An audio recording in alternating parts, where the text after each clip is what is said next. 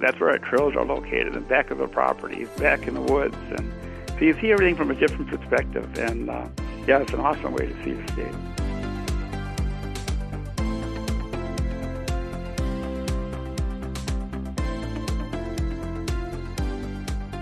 Hello again, and welcome to another episode of Wisconsin's Outdoor Explorer podcast. I am your host, Jason. If you live in central and northern Wisconsin, you know we are dealing with a lot of snow. In fact, we just had a little bit of snow this last week that put us over the top for record snowfall for the year of 2019. Going back to last winter and into this winter, we have a new record snowfall. So with all this snow on the ground, some of you out there are getting antsy to get on the old sleds and do some snowmobiling. But the trails, I've noticed, aren't quite ready yet. So we're talking to Dave Newman of the Association of Wisconsin Snowmobile Clubs today, and he's going to talk to us about the trails and when they're going to be ready, or at least when he thinks they're going to be ready. We're going to talk a little bit about snowmobile safety and getting ready for the snowmobile season. It's looking good this year for snowmobile season, and I thought it would be fun to have Dave on the show and just start talking snowmobile. So here's my conversation with Dave Newman, president of the Association of Wisconsin Snowmobile Clubs.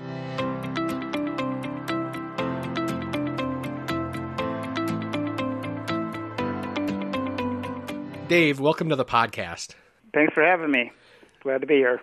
What's your earliest memory of being outdoors? Oh, I grew up on a dairy farm, so I grew up outdoors all my life, really. I mean, everything from playing when I was a kid to once I got older to I not only snowmobile, but I hunt and I do many other things outside too. So. Yeah, it's a pretty common answer here in Wisconsin. If you grow up on a dairy farm, a lot of people are getting outdoors. Well, Dave, we've got snow on the ground, the temperatures are getting cold, and I think the biggest question a lot of snowmobilers are asking are, how are the trails looking and when are they going to be open? Yeah, that's a good question. It really is, nice to see some early snow. That's great. But the problem was what little frost we had has gone underneath this heavy snow. It went from being really cold and froze to warming up and rain, and then the snow came and, none of the swamps are froze. Clubs are really being challenged trying to get through their swamps, get the wet areas, froze up again, so we can go through with our heavy equipment. We have grooming equipment that weighs, 14,000 pounds, and we need some frost underneath that snow to drive across it. So that's one of the biggest concerns we have right now. And then also there's a lot of corn and other crops out there yet on our cropland and farmland that we go across. And until the farmers get that off or we find a way to get around it, that's also, been a challenge. And then also this heavy, wet snow knocked down a lot of trees and, branches and along with the windstorms we had last summer. So it's taken clubs a lot of time to get out there and clean up the trails and get them ready for everybody to ride. So it sounds like, there's still a lot of work to be done. What kind of weather conditions do we need to improve that? Is it just the cold temperature now that we need to stick around for a while? That would be great. Yep. The last thing we need is some warm weather and rain. Well, hopefully we're past all that now. But, some cold weather to just get things froze up. And a lot of clubs are getting out there trying to pack things down with their sleds and just get the snow compacted so it will freeze. But cold weather will certainly help that. Let's talk about the clubs a little bit because they are basically vital to the riding season. So tell me, what are some of the things the clubs are doing to get ready for this year? First of all, we do have over 600 snowmobile clubs throughout the state. Them clubs have over 40,000 family memberships. The members also belong to the Association of Wisconsin Snowmobile Clubs. Them clubs and their volunteer members are the ones that maintain and groom the trails and get them ready. And they go everything from get permission from private landowners to, like I said, clearing the trails, brushing them. In farm country, we're out there putting up signs, marking where you can go across that property, and just getting them ready. And then once we do have them open, they're out there grooming constantly, making sure they're smooth for everybody. It's a lot of work, all done by volunteers. So, do you need to join a club to be able to ride? You do not. All the trails in the state are open to the public. We do not require anybody to join a club. There are benefits to belonging to a club. One of the things is, you possibly help. And if not everybody can be out there working in the woods or putting up signs and doing stuff like that. But there's other things you can do in a club as far as fundraisers or, be an officer, or there's a lot of other ways to help. And they're not all about work. They can be fun, too. It's a great way to get to know other snowmobilers that have the same interests as you. We have monthly meetings, get together, and, make a lot of lifetime friends through snowmobiling. So there are other benefits. In the past couple of years now, we've implemented a trail pass. And if you do belong to a snowmobile club, you can get a discount on that trail pass where you can buy it for $10 per sled instead of $30 per sled, which is required if you're not a member of a snowmobile club in the AWSC. The clubs, now, they're the ones that maintain all the trails, right? I mean, the state or counties, they don't do any of this stuff. It's without these clubs, you wouldn't have trails.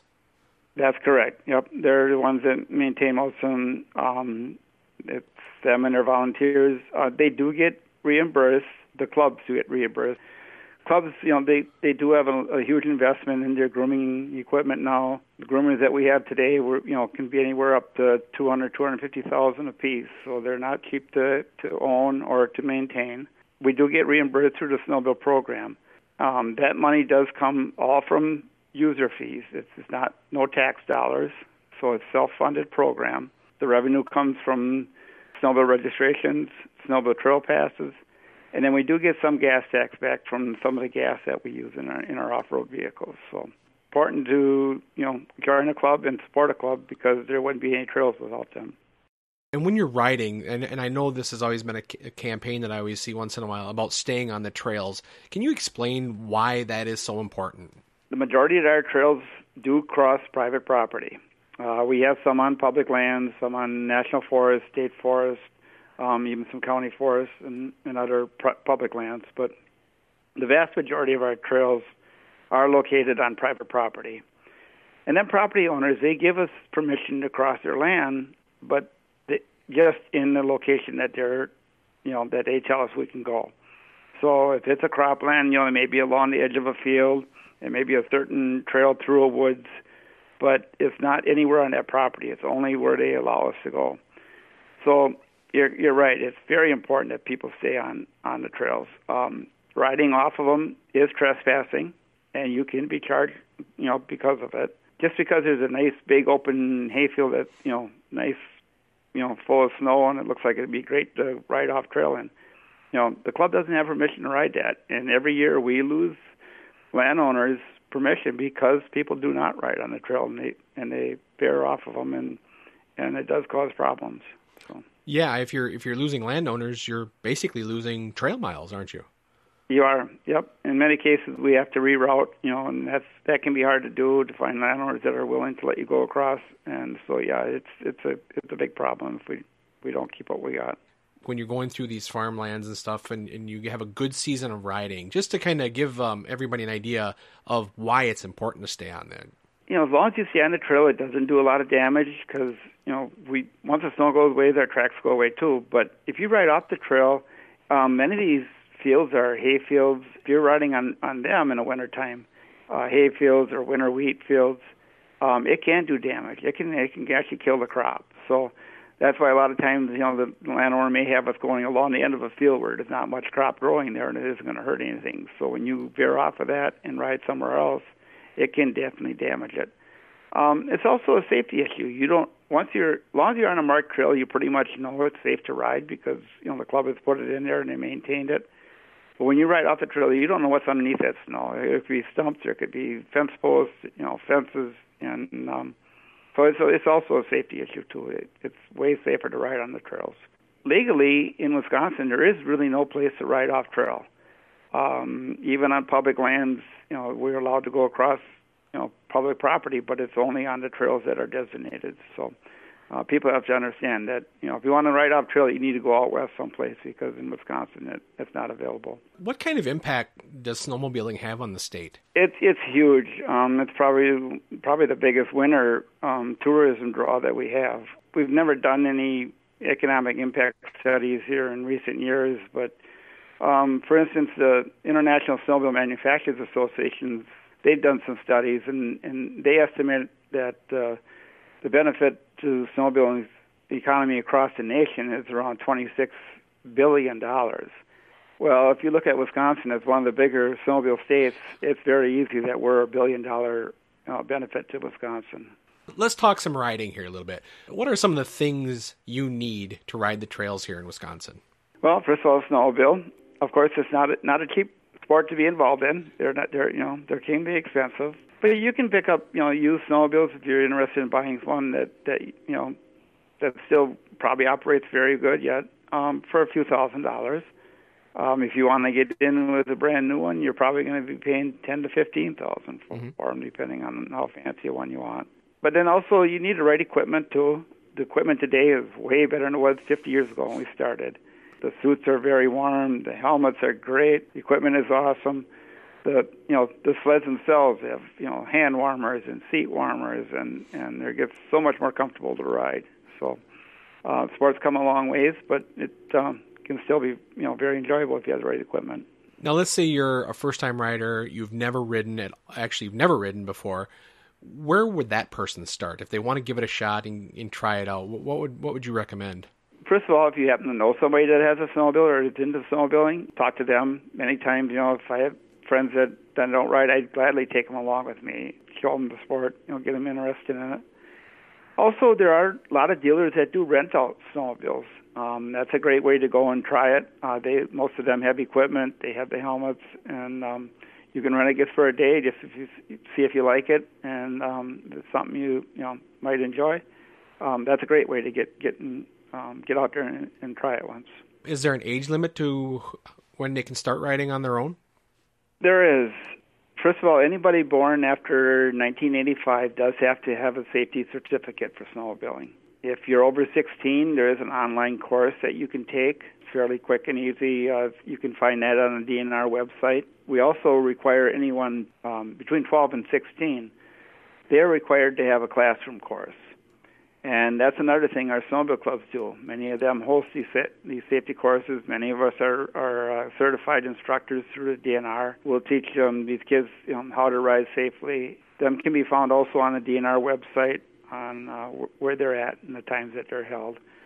This is the time of year many of the clubs are holding them. You're getting close to season. We usually teach thousands of kids every year how to go out there and ride safely. The trails get opened up. What are some things that you should really be paying attention to for those first rides of the year? Early season riding can be a challenge sometimes. There may be areas that haven't been groomed yet, so be ready for that. There may be some swamps that are rough because the groomers can't get through them.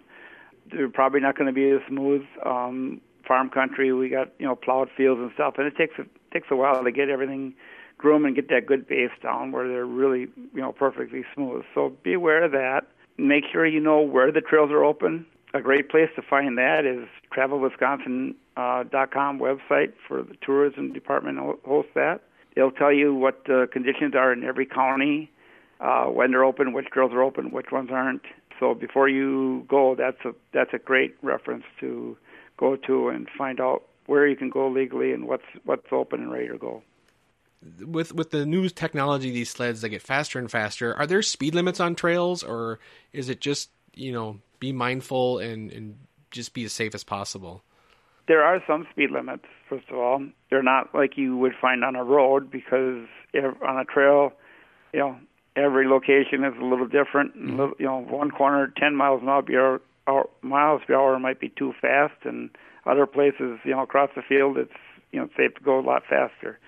There is no designated speed limit, but you can get tickets from the DNR or from county law enforcement for riding imprudent speed. You still want to ride what's safe for that conditions. And just because there's no speed limit don't mean you have to go 100 miles an hour every time you hit an open stretch. Right.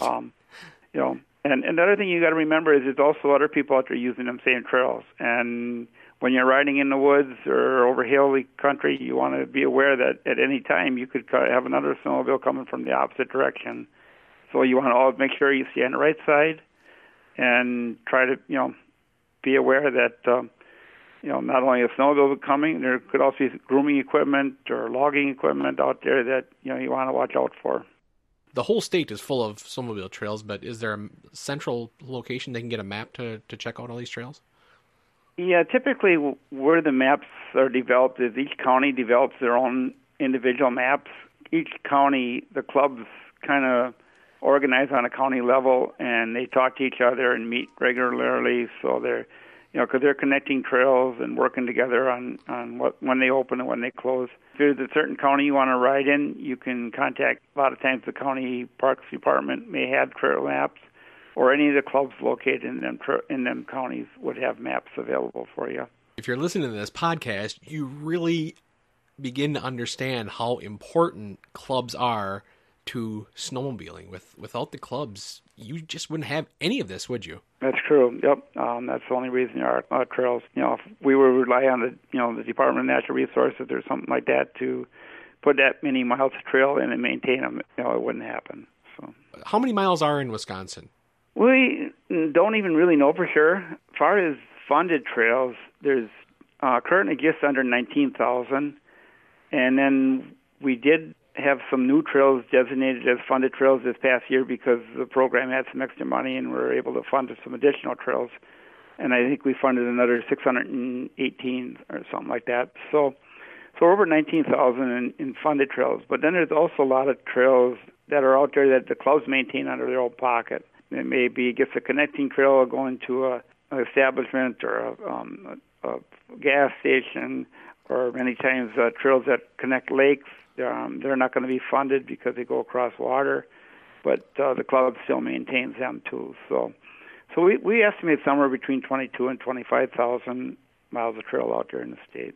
If winter conditions are perfect and the whole state is covered in snow, can you ride from the southern tip all the way to the northern tip? Absolutely. You can ride in every single county in the state has a trail, and then they all interconnect. It's an awesome trail system that lets you ride anywhere and anywhere.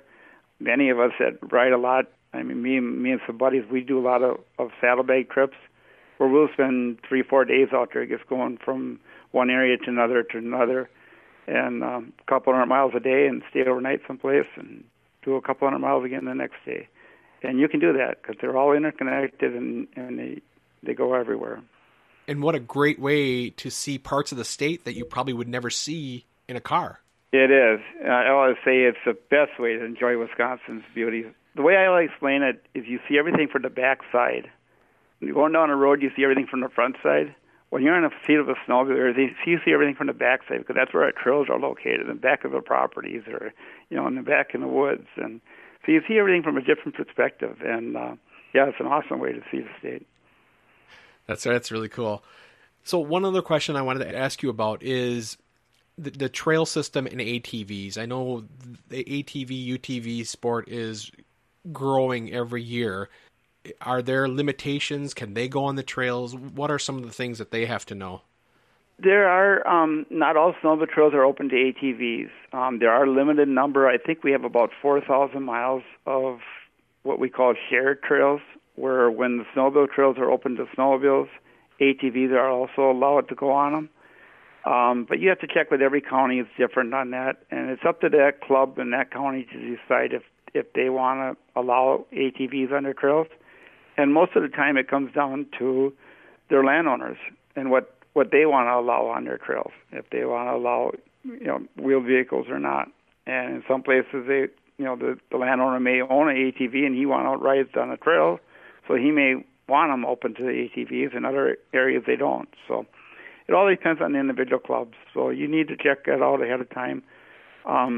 We do get additional funding through the ATV program if we do allow them on, so it helps in additional maintaining of it. So they are paying their way also. And if those guys want to be members of the clubs, that helps too. So, they Yep. can only improve their odds if they start joining some of these clubs and giving themselves a little bit of a voice, don't they? Sure, and there are even some clubs that are what we call dual clubs. They're ATV and snowmobile clubs, and in the summertime they work on the ATV trails in the area and maintain them, and in the wintertime they work on the snowmobile trails. There are clubs that you can join if you are an ATV rider also. So, Dave, what's your favorite part of snowmobiling? Oh, just putting on miles. That's what it's all about, getting out there, enjoying it, doing it with friends, enjoying Wisconsin's winters instead of sitting inside looking out the window. Get out there and enjoy it. That's great advice. Dave, I want to thank you for joining me on the podcast. You shared a lot of great information about snowmobiling. Hopefully the weather gets better and better and we can get on those trails and start enjoying Wisconsin in new ways. Great. Yep. Thanks for having me. I really appreciate it. I want to thank Dave for coming on the show today. He shared a lot of great information, and I think the biggest takeaway is how important the snowmobile clubs are to snowmobiling in Wisconsin. Without these clubs, there would be no snowmobile trails. There would be no way for anybody to enjoy our winters on a snowmobile. So if you like riding snowmobiles and you don't belong to one of these clubs, you're really kind of doing yourself a little bit of a disservice. So get out there and join one of these clubs. And even if you don't ride, if you're just looking to be part of a great organization or a good group of people, go check out one of these clubs. Join. They do a lot of things other than snowmobiling. Maybe you can help set up trails, or maybe you can be a groomer. Or there's a lot that these clubs do, and they do a lot for Wisconsin. And like I said, without them, there would be no snowmobiling in Wisconsin. Be patient. If you're a rider, the trails are starting to get groomed. They're going to be ready soon, and you're going to be able to enjoy a really, hopefully, long winter of snowmobile season. If you're not a rider, please pay attention. You know, there's some spots where these snowmobiles cross roads and things. So just be safe. That's the biggest key out of all this, is just be safe. Riders, be safe. Make sure that you're make sure the trails are safe. Make sure you're checking the trails are ready. I'm going to put a link up to the Association of Wisconsin Snowmobile Clubs. I'll also put a link again to the Travel Wisconsin Snow Report site, so you can also see that. And I hope you get out there and enjoy some snowmobiling as you head out to be one of Wisconsin's outdoor explorers. I'm your host, Jason. Thanks again for joining me, and I'll talk to you again next week. Thanks for listening to the Wisconsin's Outdoor Explorer podcast. For more great information about being an outdoor explorer, visit our website at wisconsinsoutdoorexplorer.com. Be sure to check out the blog page and follow us on social media. And don't forget to subscribe to this podcast wherever you listen to your favorite podcasts.